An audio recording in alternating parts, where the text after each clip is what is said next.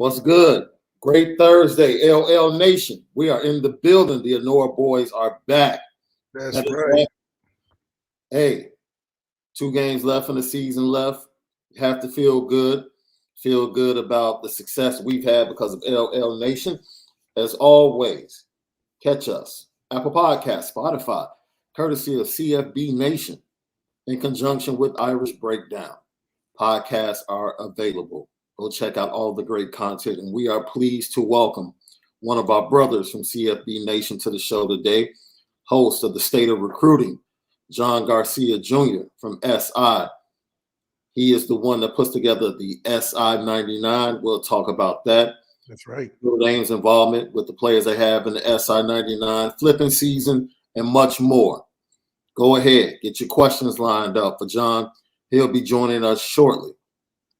Let's jump into what we do every Thursday, and it's nothing better than starting with Malik's keys to victory right here on the Lucky Lefty podcast. As always, brought to you by Onora Whiskey, OnoraWhiskey.com, that premium American whiskey, OnoraWhiskey.com.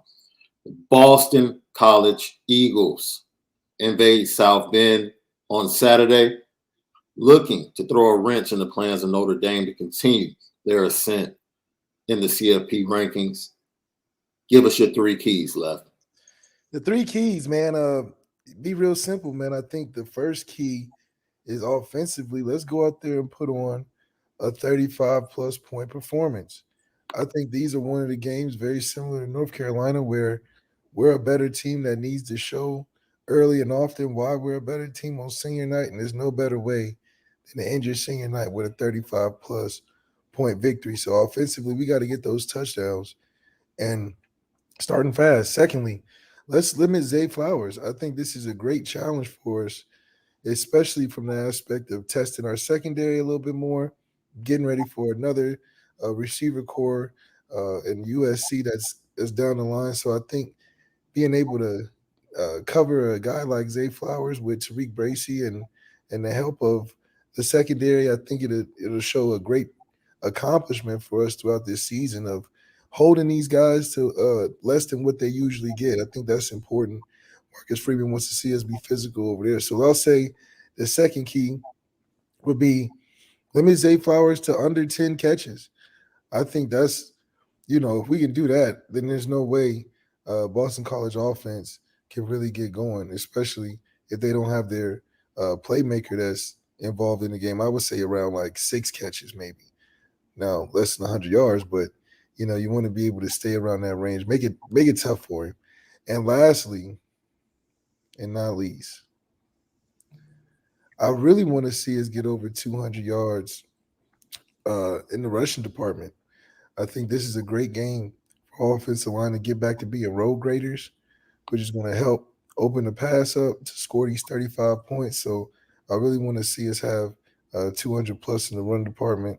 I think it'll show great for what we're doing and also helping Drew take the pressure off of him as well.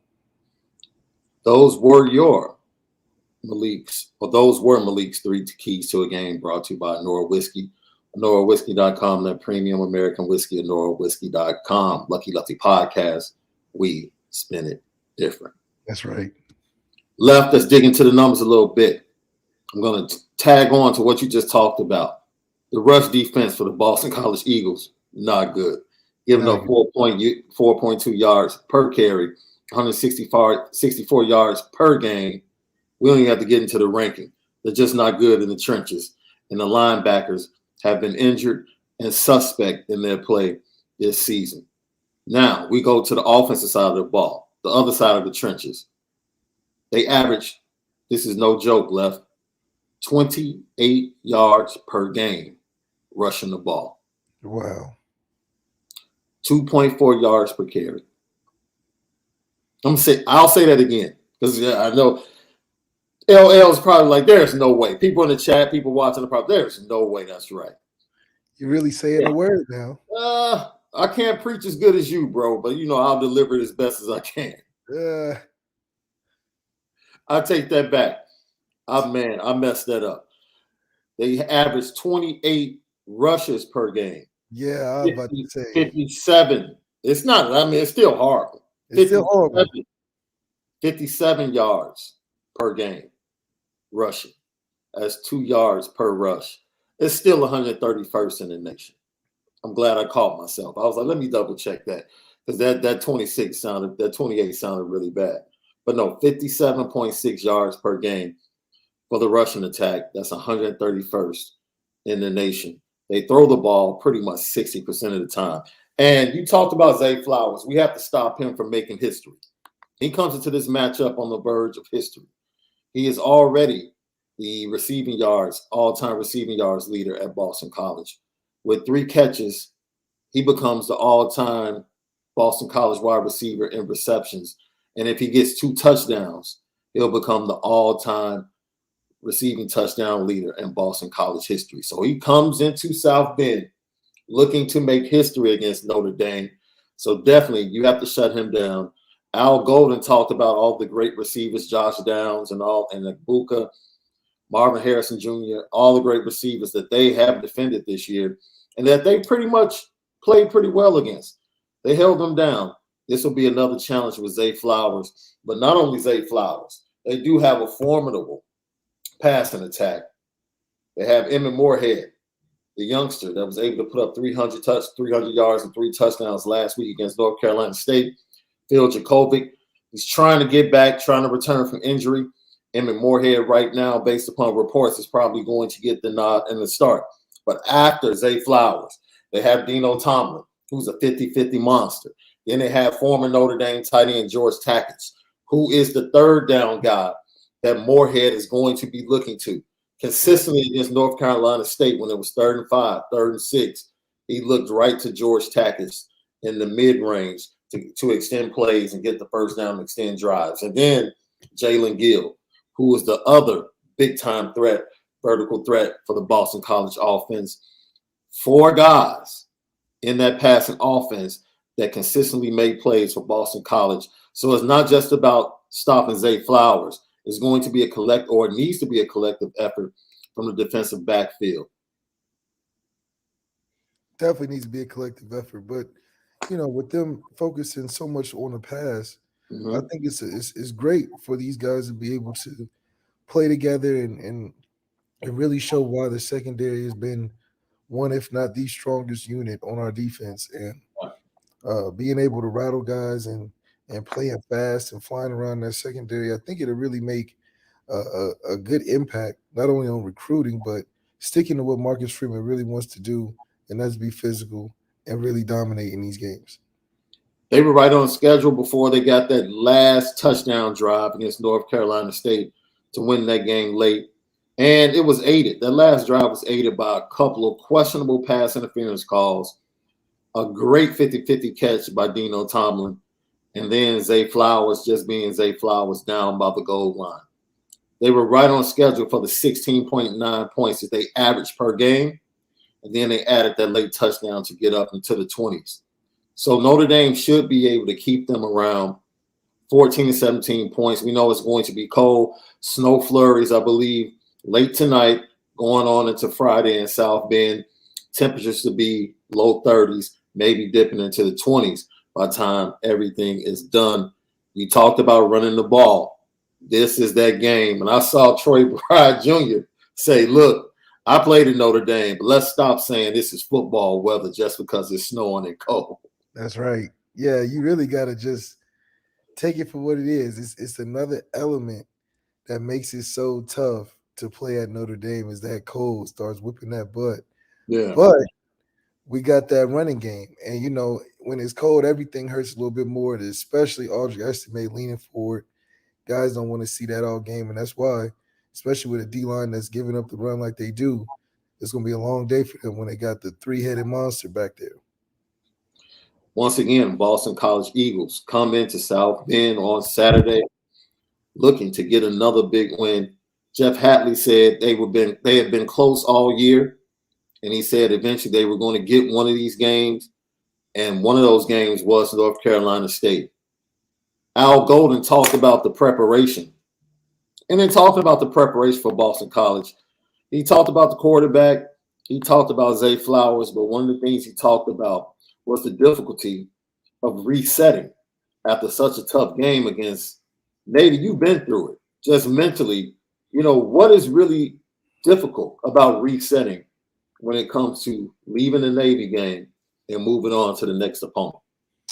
Well, you really got to think about it. A lot of times you're so locked into playing gap football Yeah. and not getting out of your position, transitioning back to a free flowing, you got to kind of play on your instincts and your feet. It takes a little bit of rewiring, and it's just a couple plays, like a series or two, to get that feel again. Playing Navy or any academy school, it's a different feel to the week. It's a different feel to what you have to do to win. It's not about so much an individual talent. It's really about doing your job. So it's if you can play your job, you can win the game. But when you get back to playing regularly scheduled teams, a lot of that individualism has to come out as well. You got to beat a one-on-one.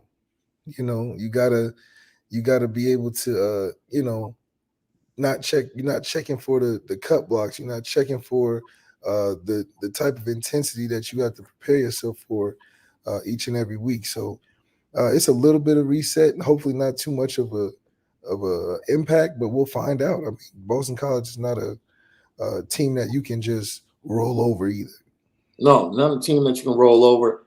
And the conditions, although they yield themselves to Notre Dame playing to their strength, it also yields to Boston College being able to stay in the game, because that's what they want to do. They want to stay in the game on senior day, allow Notre Dame the opportunity to get tight, make a mistake, and then they come away with the win.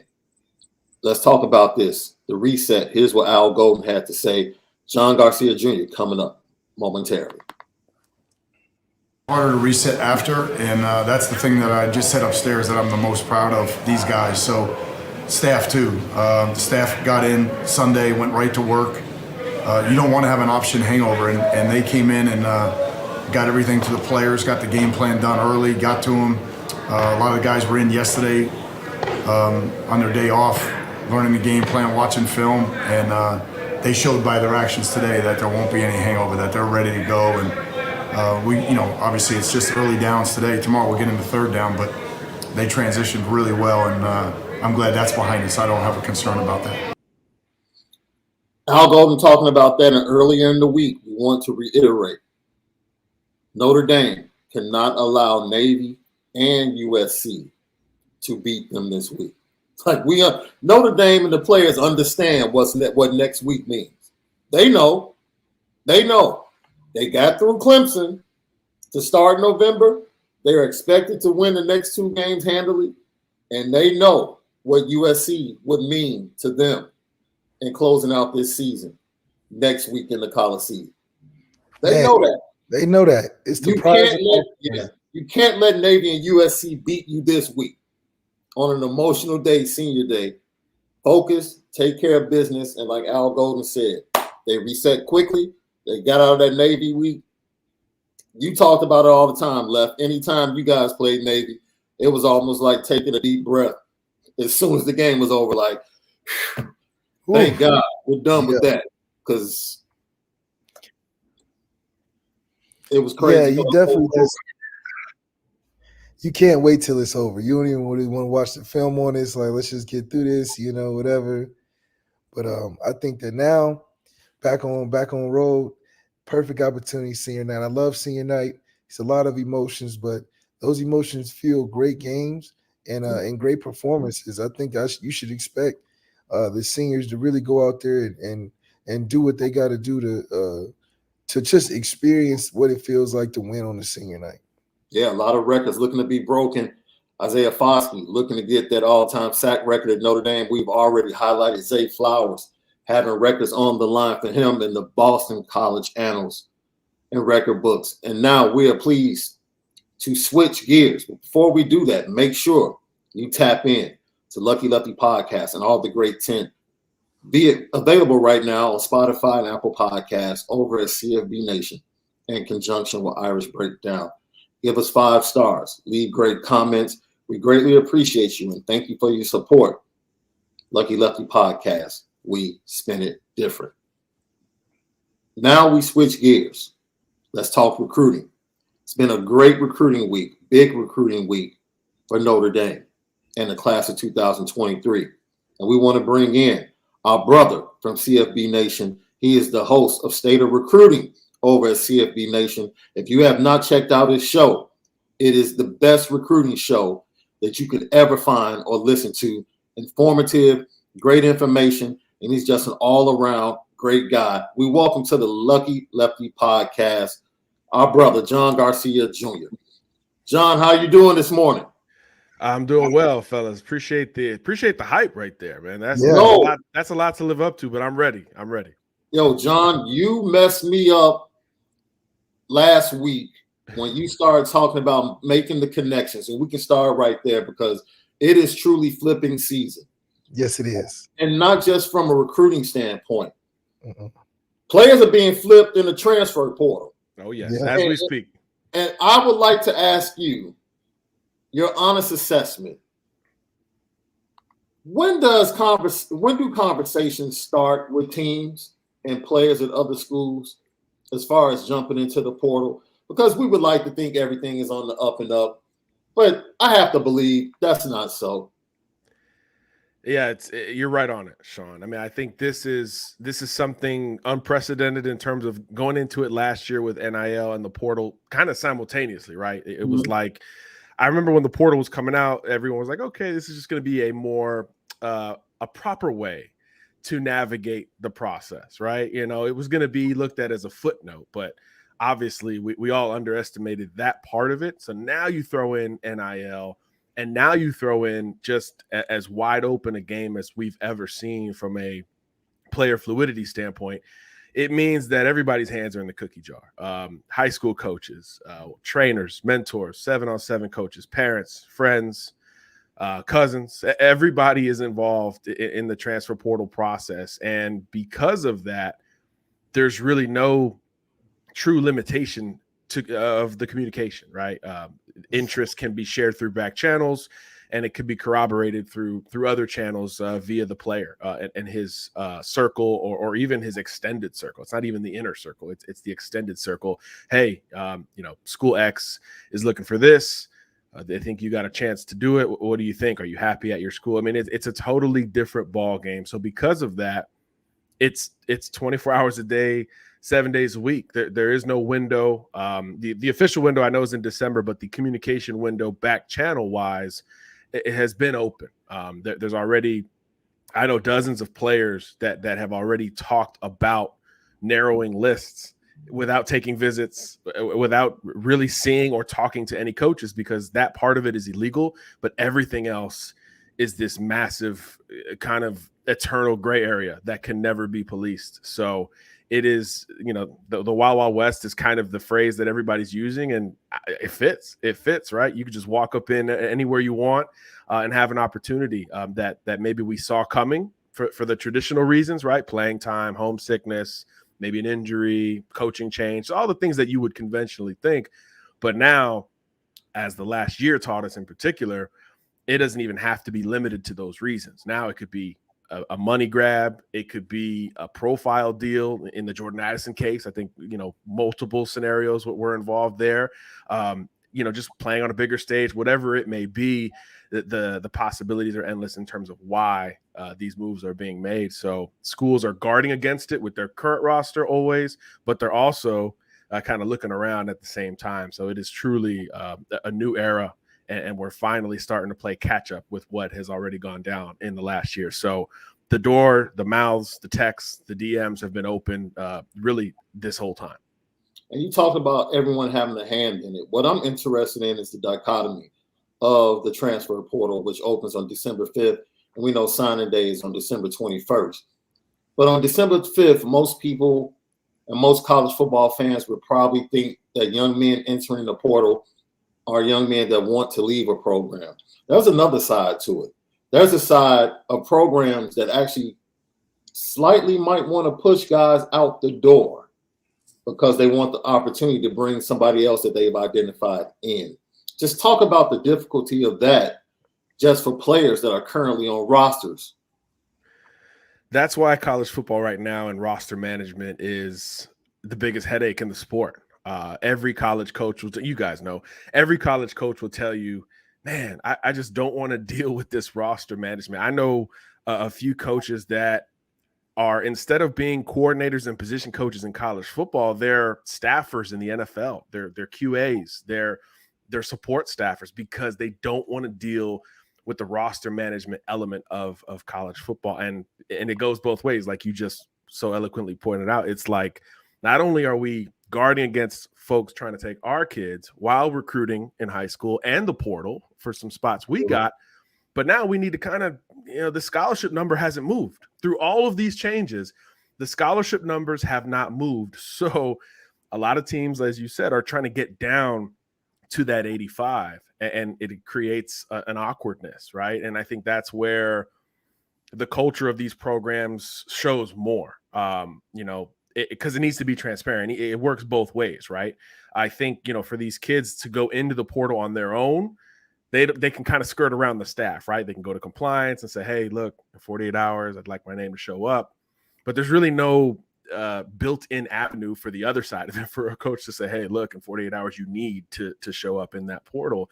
I know back, before the portal and all the craziness, schools would nudge recruits, because it was more prevalent with recruits in terms of, hey, your spot might not be there kind of thing, as opposed to, a current player. They used to nudge them and say, hey, go take a visit to another school. Go make sure you know what you're doing with this recruitment and with this signing day decision approaching. So now, how do you navigate that with a current player? How transparent can you truly be? That's the hard part of this navigation. It's political, it's PC, and it's fear driven. I think on both sides, these coaches are fearful of some words getting out, of some bad situations getting out, and feeling like players were forced out, even though in reality, some of them are, whether it's the biggest, baddest schools in the country, or even those that are just clinging on to FBS status at low-level group of 5 schools. Everybody's trying to get through that crunch of 85 while simultaneously seeing how high of a ceiling they can target in the portal and in recruiting themselves. So it's a carousel. It really is. It's spinning both ways at the same time. But that's the part that doesn't get talked about, right? How do you nudge your current player and say, hey, look, you've been here 3-4 years. We appreciate all you've done, but, in terms of your opportunity football wise, it might not be the best here any longer. How do you communicate that at any level is incredibly touchy and something that we still haven't quite explored, right? I think not even the Nick Sabans of the world have come out and said, hey, this is how we do this.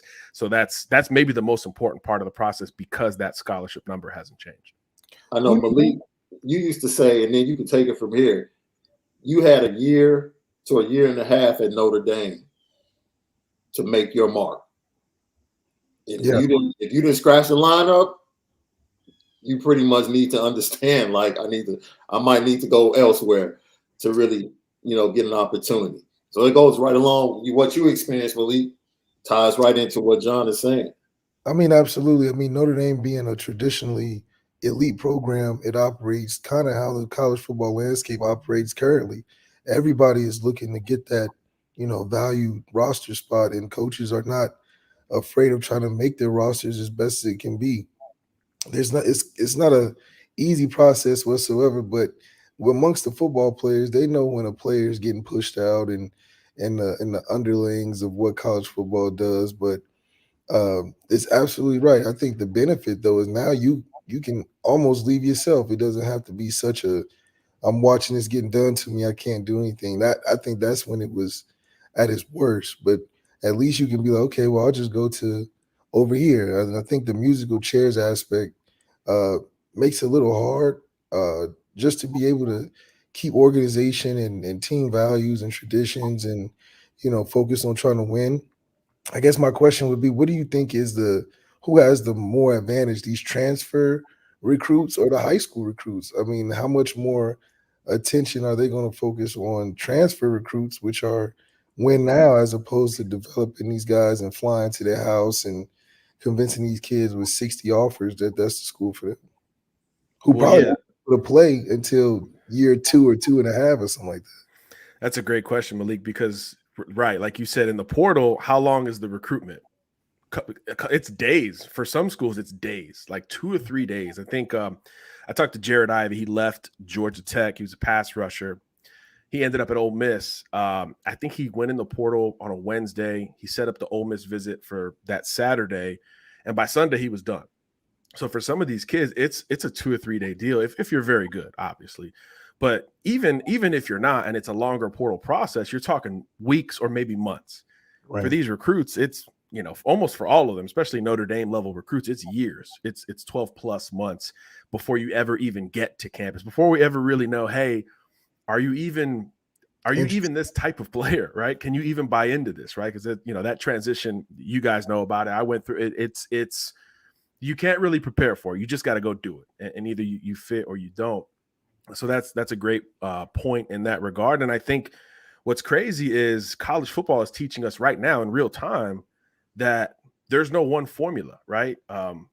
Certainly, Georgia at the top, Michigan, those schools have done it old school, right? Recruiting, development, plug and play, all that. But then look at some of these other schools in the top 10, right? TCU, a lot of transfers, new staff, Ole Miss right outside the top 10, LSU, a whole boatload overhaul, roster overhaul via the portal, most importantly, with a supplement of high school and junior college recruiting. So now that's telling us that we don't have to wait. So the coaches' leashes are getting shorter. Look at Auburn, right? Brian Harsin. I think he coached like 20-something games, and that was it. So the coaches' leases are getting shorter because the expectation to win is now faster. So because of that, you feel more pressure as a coach to bring in the talent and have it work now. So wouldn't you be more inclined to bring in college level players, especially if they were contributors on their former team where you have college tape, as opposed to, a directional city name high school playing against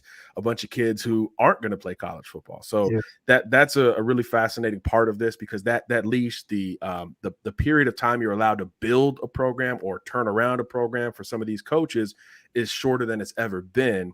So naturally you want to lean towards some of that instant access, instant gratification with some of these portal players, and you don't have to recruit them as long. It's just, hey, this is what I did at my last school. This is the offense we're going to run at this school. Do you want in? We got a ton of spots available. Look at what TCU has done, right? A ton of spots available. We're going to be wide open. Big 12 is right there for the taking.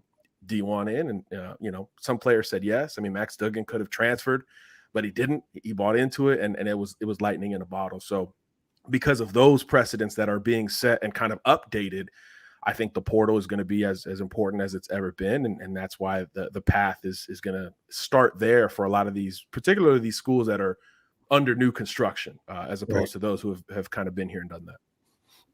Lucky Lefty Podcast, we're pleased to have John Garcia Jr. on talking recruiting with us right now. LL Nation, the chat, will get to your questions towards the end of this. But right now, you can go follow all of us on the screen. Lucky Lefty Podcast. John is the host of State of Recruiting over at CFB Nation. All available on Apple Podcasts and Spotify at CFB Nation in conjunction with Irish Breakdown. Lucky Lefty Podcast, we spin it different. Let's switch gears and talk about this flipping season. One of the best episodes. You guys need to go watch it now. He has an episode that pretty much previews flipping season, and he started with the quarterbacks because we started to hear rumors, and we see Bo Edmondson and Michigan State part ways. We see Jaden Rashada flip from Miami to Florida. We hear rumors about Dante Moore possibly leaving, and you connected that in the clues of if a quarterback leaves, that means a program is probably going to go get somebody else that they've identified as being better. Just talk about that and how that connects to a visitor that will be coming to Notre Dame's campus this weekend for the Boston College game. Yeah. You got to be bold as a coaching staff, right? You got to go for it. And I think because it's recruiting and high school players, the method of going for it at that position, at quarterback, is rough for these college coaches, because in that Michigan State example, Bo Edmondson is pushed out of the class. It's a parting of ways. It's not a conventional decommitment. It's a, hey, this spot might not be there for you. And when you do that, you better go fill it with somebody better. Yeah. And obviously Dante Moore, in-state, Detroit kid, that's their top target. We'll see if it happens. There's some chatter there for sure. But look, Oregon's humming right now offensively. Bo Nix is not going to be there after this year. It makes sense for Dante to stick it out, unless Dan Lanning or Kenny Dillingham move on. Maybe that will open the door for Mel Tucker. But you got to be bold, right? And what sucks for the coaches in that regard is you can't comment on a prospective student athlete PSA until he signs. So Mel Tucker can't even defend himself, because optically it doesn't look great, right? It's like, dang, it's November and you're pushing a quarterback out of the class who, by the way, was coming off of an injury. He'd missed like the whole season. So it just optically looked really bad. But again, you want to win. You feel, we talked about that pressure, right? I mean, he getting paid $100 million. Right. He turned around Michigan State through the portal, by the way, 2 years ago or last year. And then it's been a disappointment this year. So now even guys like that are feeling that pressure. Hey, we got to fix this thing now. So in recruiting, you get more aggressive. So you understand it in that regard. But then sometimes it's more conventional, right? And I think this is where it relates to Notre Dame. Early, to bring it back to Dante Moore, early top target for ND. Clearly the guy that they wanted in this class didn't work out. Ends up at Oregon late in the summer, and it looks like Notre Dame might not take a quarterback in the 23 class, right? You went after Novosad, a couple other guys, and then the Kenny Minchie stuff was kind of in and out, right? He's a quiet kid, picked up the offer, and that was kind of it, right? You didn't hear much about it. He had been to Notre Dame before, but he hadn't taken another visit, so Pitt was feeling good. But again, just like Michigan State, Pitt all of a sudden feels a whole lot different than it did 12 months ago. Coming off of that ACC championship. So it's entirely different offense up there at Pitt. So you can start to kind of build the case for maybe the kid should look around. So naturally, when he decommits, the whole world, finds out he's going to visit Notre Dame this weekend. So now it's like, here we go, right? If your plan was to take a quarterback and then it changes, and then a lot of time goes by like it has for Notre Dame, again, if you're going to jump back in, you better go get a guy. Right, you better go be bold, right? Because CJ Carr's waiting in 2024. It affects a lot of other recruits. So go bold and go get them.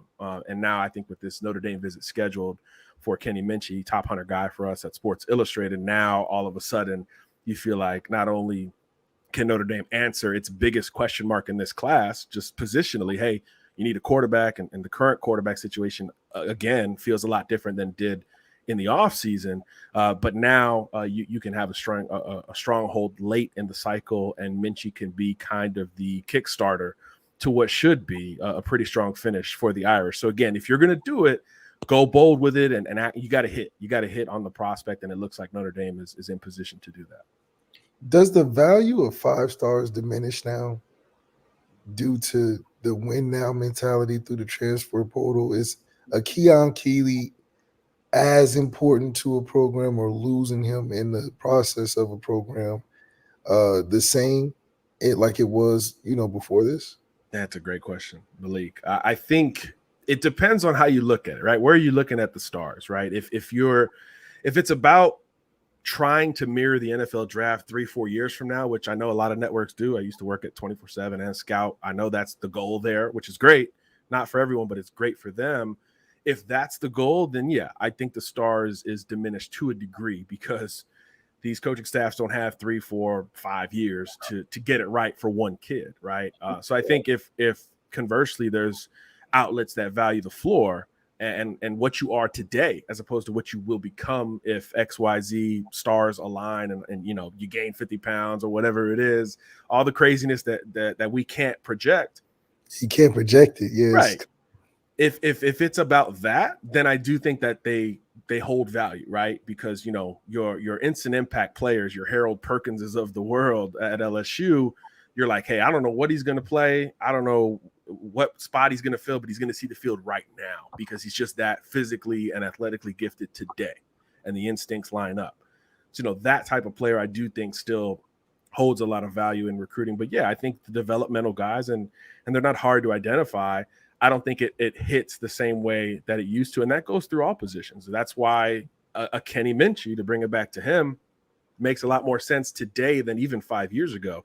not the biggest, flashiest, biggest arm, crazy upside kid, but great demeanor, 4-year high school starter, calm, efficient, accurate, mobile enough, tough, all the things that you need right now that you can't really develop. You either are or you're not at this stage. So I think that's why for Notre Dame, this is a target that makes sense, but also in the modern, I guess, perception of recruiting rankings, that's why I think you need to go to the context of, hey, website X marks him as this, but this is also how they operate. I think that part is important for the fans to try to figure out.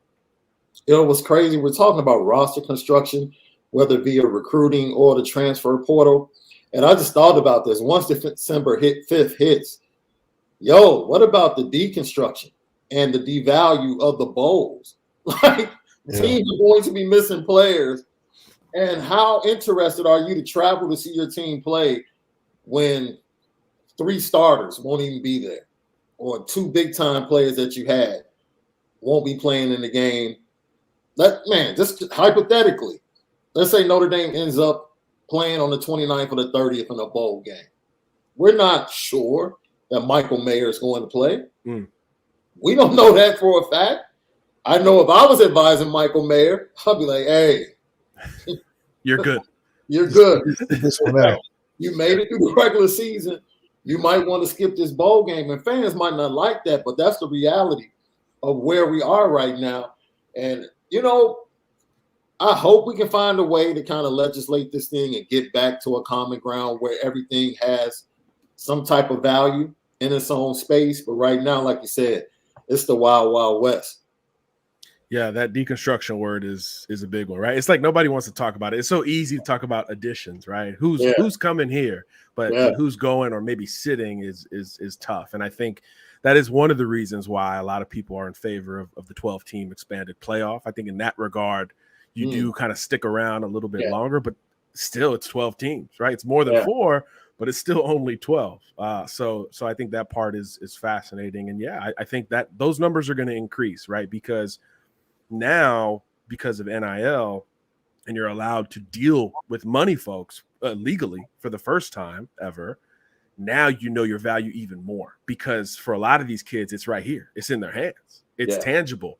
DJ Uiagalelei, Bryce Young, I saw Anthony Richardson's making over $1 million this year. Your value today because it is already in your hands, or at least promised and on the way, right? I know some schools haven't quite come through with what they said they would, which is another of the million issues with all of this on the downside. But on the front side, your value. So if you're Michael Mayer, if you're Will Anderson, some of these players, what's the reason to go out there for an extra game? We went for a title, stumbled early or whatever it was, didn't quite work out in that regard, and I made my impact. But okay, I've earned this opportunity to kind of take a step back and get ready for more tangible dollars coming into my pocket. So what's been more impressive? Because your SI 99 list has 6 current commits from Notre Dame in it. Most people feel like it should have had 8. It almost did. And Notre Dame had the number 1 and number 3 player on the 99 list in the class. We did.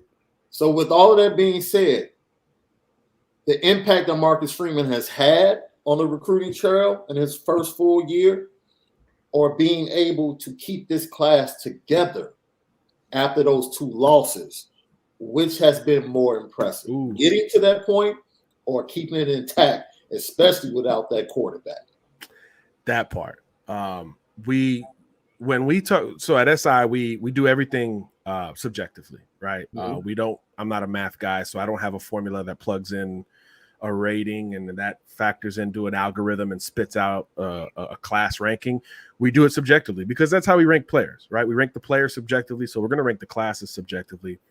And the only reason Notre Dame hasn't been at 1 or close to 1 at most of these points, I think they opened up at number 1, but the last few months they haven't been.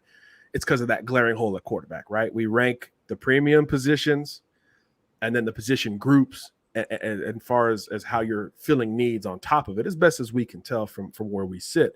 So yeah, that was the biggest hurdle for Notre Dame. So to still be in that conversation with or without Kenny Minchey going forward, I think is the more impressive thing. I think building the front end of the class before Marcus coached a game in South Bend, it was impressive, but it was also something you could see coming, right? Total antithesis of Brian Kelly in just about every way.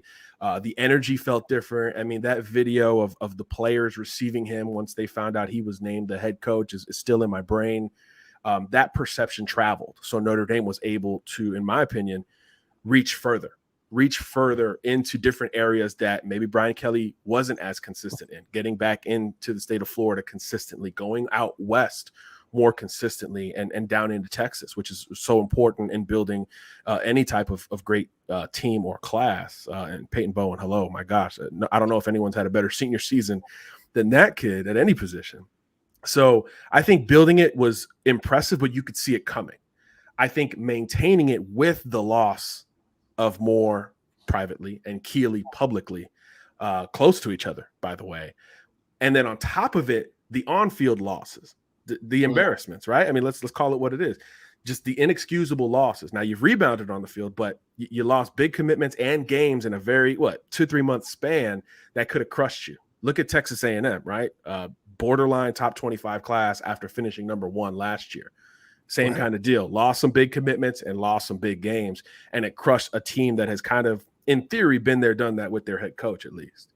Right. Notre Dame didn't suffer the same fate with a first-time head coach. So to me, that part is the most impressive part. It's maintaining it. And again, you add Minchey, you add some of these other guys here down the stretch, the receiver from Texas.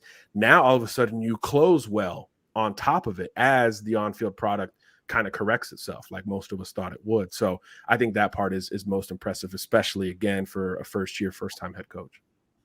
Man, now the way you put it, yeah, I would agree, because I thought it was impressive to have Keeley and Dante like, yo, that's as a first-time head coach, you're making a stand. Because I jokingly said, look, I think Kirby Smart, Nick Saban, Ryan Day, all the big-time guys at the big-time programs just kind of looked up and saw Marcus Freeman sit down at the big poker table like, you're supposed to work your way up here. Like, this is big boy stakes right here. And he took the shortcut. Yeah, he was relentless, and the staff has been relentless. And I think because of that, I think what they sold into the young men that are part of the 23 class has kind of helped that as well, because, that class, from a confidence standpoint, and to talking to those young men, they truly believe we're the difference.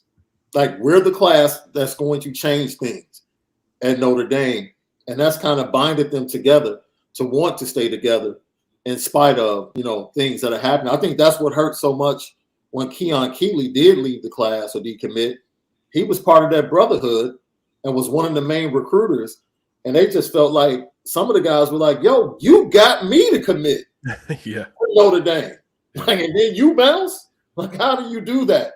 But like you said, that's recruiting. Once again, John Garcia, Sports Illustrated, SI Now.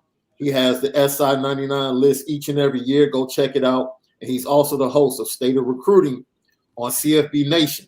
CFB Nation is lit right now. All three of us. Great content on there. CFB Nation, courtesy of Irish Breakdown, available on Apple Podcasts and Spotify. Go get locked in and tap in right now. Lucky Lefty Podcast. We spin it different. Before we let you go, we have to get into the 2024 class. The momentum of the 23 class has spilled over into the 24 class. They were good enough, and I don't want to say lucky enough, but it was just great that they got the quarterback early and CJ Carr. And then after that, things got to roll, and you get Cam Williams, who's starting to climb in rankings. And then you get Jack Larson, and you start to build from there. 7 commits right now in that 24 class. How much of a chance do you give to the 24 class being higher ranked and better than the 23 class? Oof. Great question. Because we see this great close ahead Mhm. ND in 23, right? It's going to be Right. top 5, right? I can, it's not breaking news in that regard, and it has a chance to finish even higher depending on what shakes out with, the Bamas, the Texas, Georgias of the world. Ohio State just lost another big prospect, so maybe Notre Dame leapfrogs them here going forward. So it's hard to imagine a class living up to it, but you said it. The ingredients are different. The makeup is different because it's a year ahead of time for these kids in terms of Marcus Freeman, which we just talked about, right? So that buy-in is not limited to the senior class. The juniors feel it just as much, and they're jumping in. And the two elements, right? The quarterback's already on board, and you talk about a name, CJ Carr. That's a name everybody knows, and he really started, I would say, the 24 QB dominoes, because now we're seeing all the 24 QBs are trying to commit before the season ends. We don't typically see that. We usually see it the summer or spring leading into their senior seasons. Now we're seeing it during their junior season. So he kind of kicked that off, and it was a wrinkle, right? Optically, you see CJ Carr, grandson of Lloyd Carr, you're like, okay, probably going to Michigan, right? And then boom, switches it up. Notre Dame, everything's on its head. And by the way, CJ deserves his own credit for not only stepping outside his lane or outside the family lane in that regard, but jumping on board in June when all the Dante Moore stuff was right there. I think it says a lot about CJ Carr to be comfortable enough in his own game and his own ceiling to jump in when at the time it was going to be Dante Moore's 2023 cycle. So I thought that was really interesting, both for Michigan, of course, which is ironic in and of itself.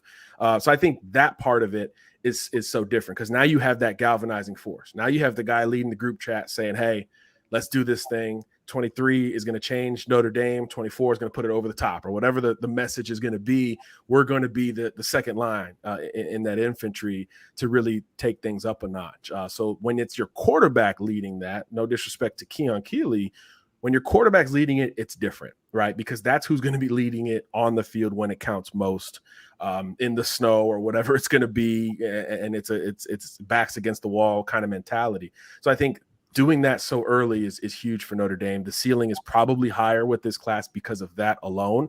And you're also already seeing the tentacles spread out.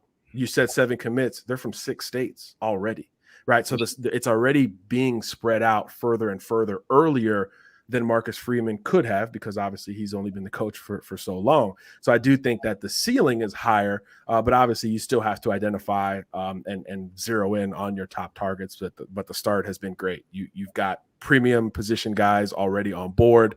Again, geographically, you're hitting it, and you've got your quarterback, which is the biggest difference in this cycle. So I could see that kind of galvanization hitting an apex even before the 23 season begins. So I think this class could be 20 plus members before kickoff 23, which is obviously an ideal position to be in.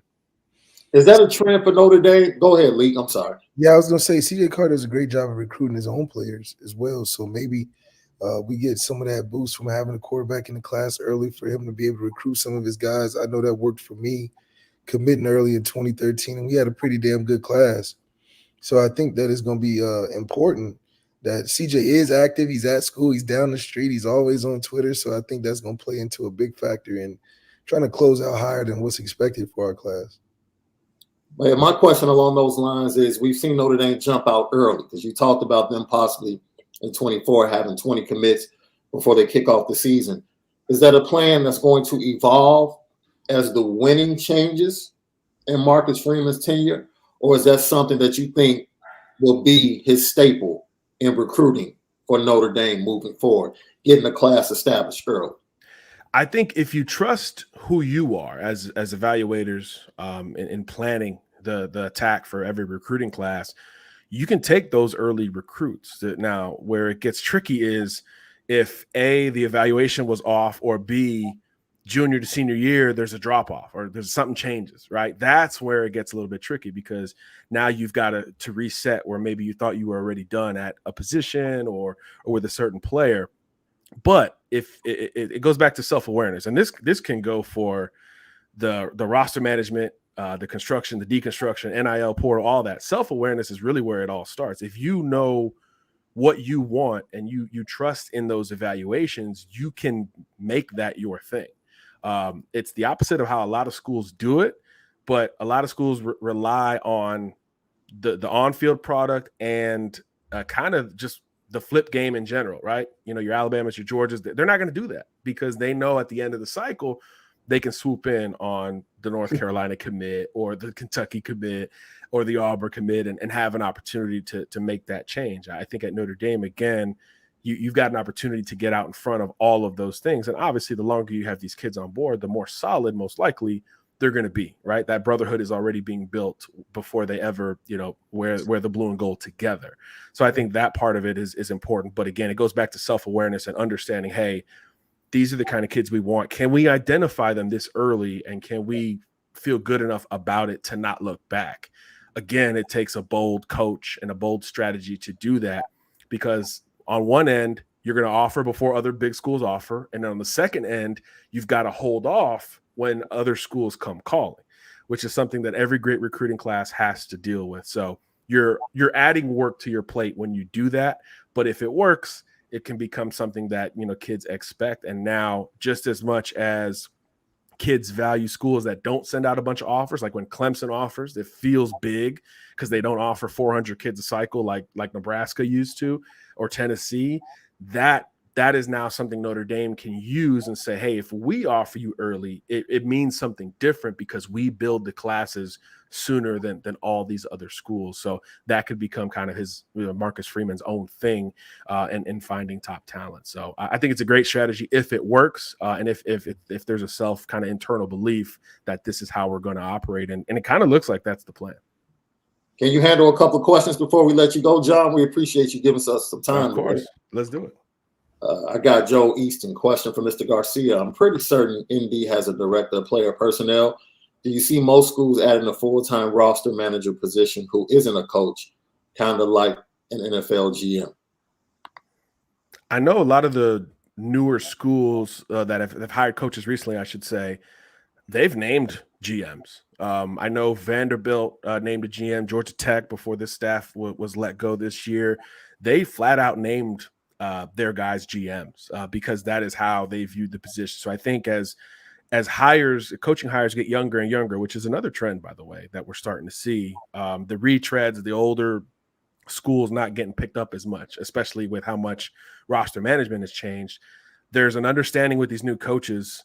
You've got to have a massive support staff and a bunch of resources in recruiting, and you have to have a leader who can do it every day, because Marcus Freeman can't.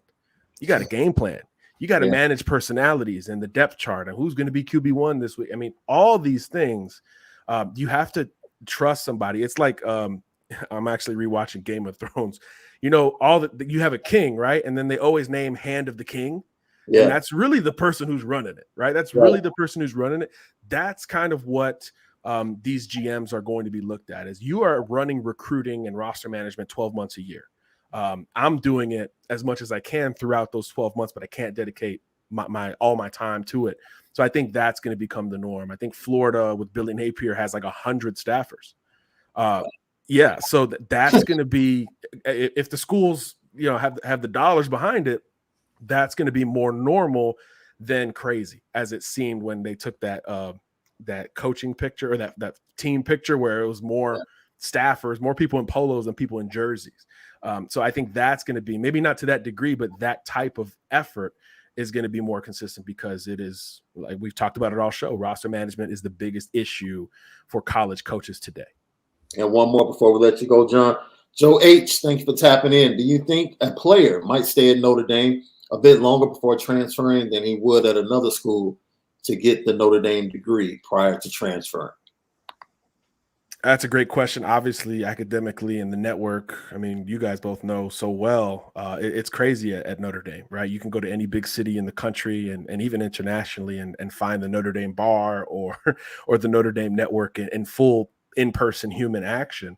So I think that certainly has value on the front end of this thing, and it should have value on the back end. But it comes back to self-awareness, right? As a player, are you confident enough in your own game and or ceiling to go somewhere else without that degree?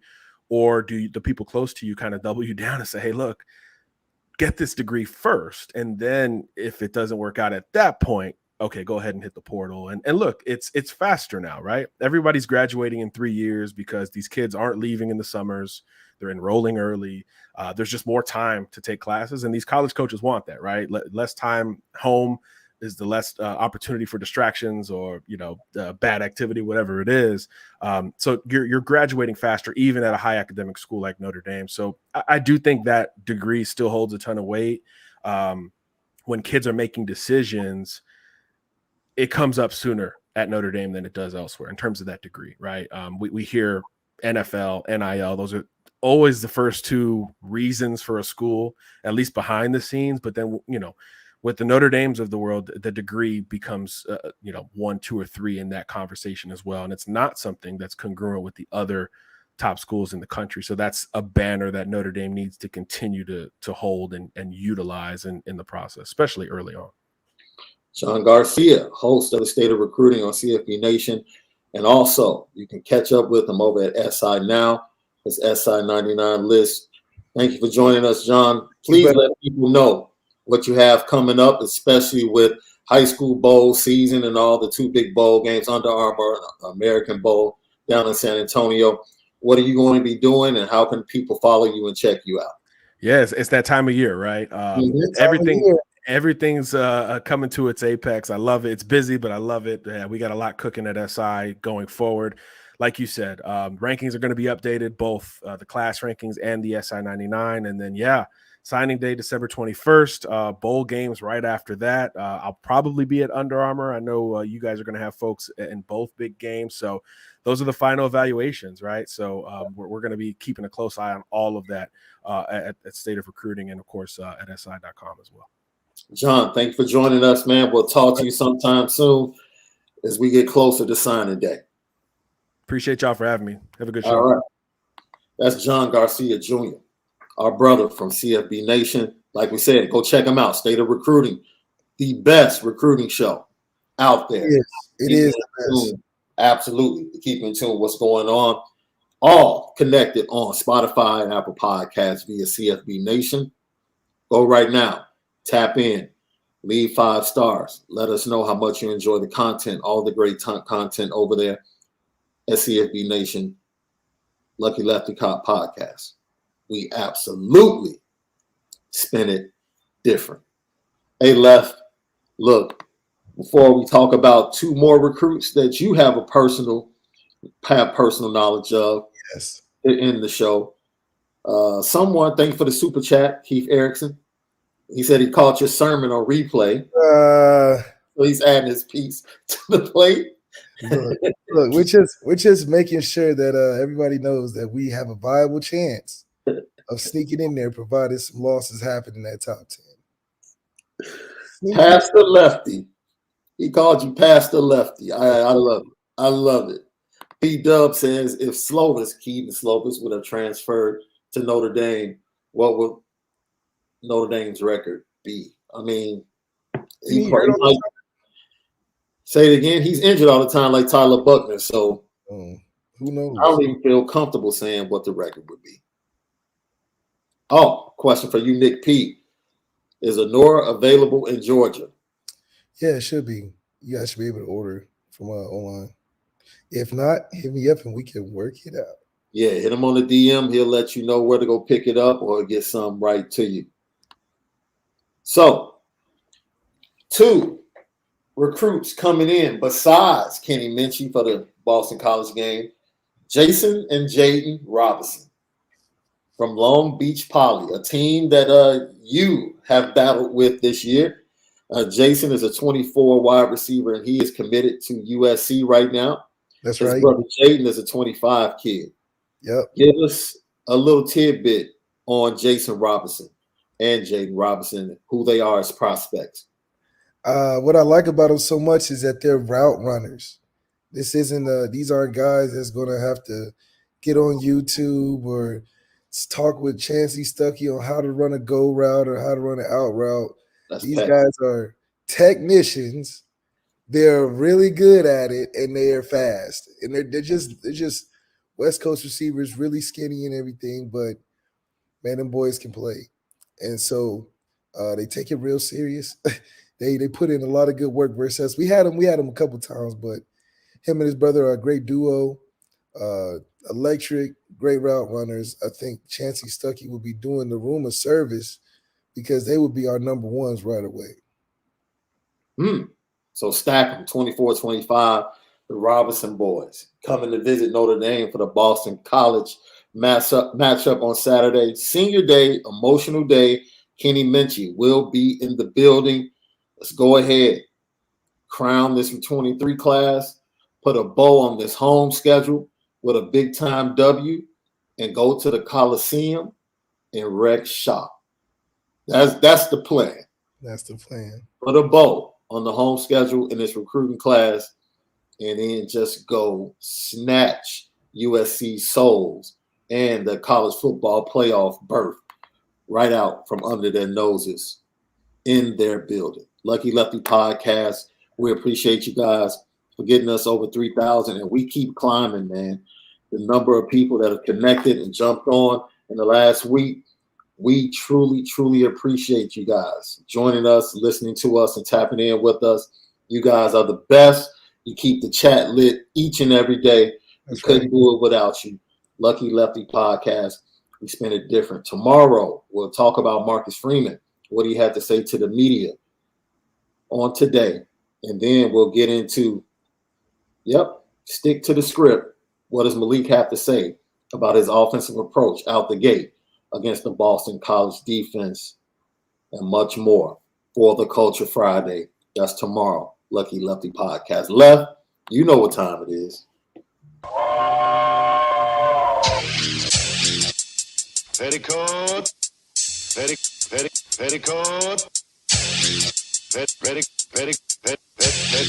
Petticoat Junction. It's time to get petty. Oh, we did a good job executing. Are you upset with something? And fire up the Petticoat Junction train. I just don't like you. You don't? No. What is today's pettiest story? Petty Junction.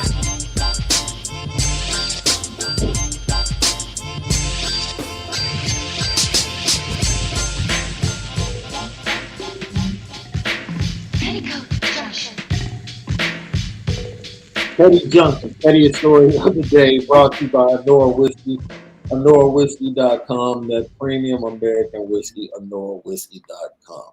And look, man, I watched this. I let it slide. I almost put the NBA refs on the petty train the other day when they gave Jason Tatum that technical foul that was ridiculous. But last night, I'm watching the Pelicans and I'm watching the Bulls, and they give Brandon Ingram. Well, look, man,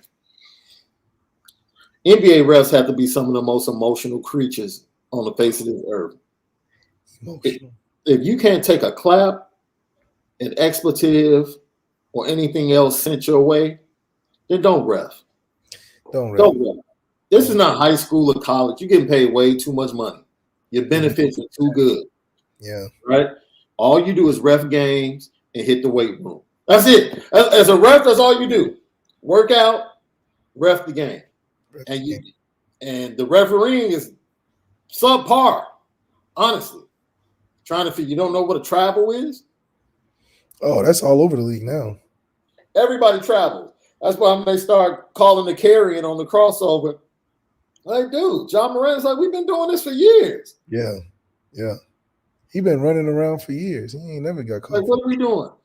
Come on, super petty, man. Everybody taking shots this week. Forever Wakanda. Relax, man. Relax. You're not a fan of Jason Whitlock's comments? Man, first of all, I wasn't even going to give him the service of mentioning his name on our podcast. You said it, bro. Clownage, man. No. Clownage.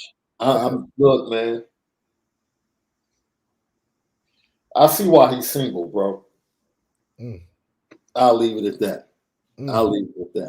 Hopefully he responds. And last but not least, to all of the baseball writers that voted for Verlander over my boy Cease for the American League Cy Young, I got something for you. That's mad. Uh, No, Verlander deserved it though. I just Yeah. wanted to see my boy get it. That's right. That's right. Is LeBron back? I'm about to be paid. Is he back? Look, Is he really dealing with something? You know, he's him and Kawhi on the same schedule. he dealing with this awful offense. So he's like, he don't want to do that. He just want to save his time till the sun gets close and he can break that record back in Cleveland. That's the goal. Oh man. I will say this though, as we get out of here. I watched Notre Dame women's basketball last night. They played Northwestern. They were in the Chicagoland area. Olivia Miles, she's next, bro. Nice. Yeah, She's next. I'm not talking about college basketball. She's next. Yeah. Next level. Olivia Miles is nice. She's next. Yeah, I agree. Nice. She's a point guard. Enrique following it. Yeah. Neil Ivy, you got you one. That's my girl. She doing her thing. She got 2 top 5 recruits in the class on the same weekend or something crazy. 3. I think they got 3 5-stars. Yeah. 3 5-stars in this next class. Look, man. Around. That's all great and dandy. Olivia Miles. The one. Yeah. The one. He's that one. We'll see you guys tomorrow, man, for another great show. Go check us out. Don't forget, hit the like button, share, hit the notification bell, let everybody know. Lucky Lefty Podcast. It's the fastest growing and the best podcast centered around Notre Dame football. Planet. It's not even close. Follow us at Lucky Lefty Pod on Instagram and Twitter. Definitely follow our reel on Instagram. And don't forget, podcasts available. Apple Podcasts and Spotify via CFB Nation in conjunction with Irish Breakdown. Lucky Lefty Podcast. We spin it different. For Left, I'm Shaun Davis. We'll see you tomorrow for another great show. Have a great Thursday. But most of all, you got to make sure that you definitely spin it different. See you tomorrow.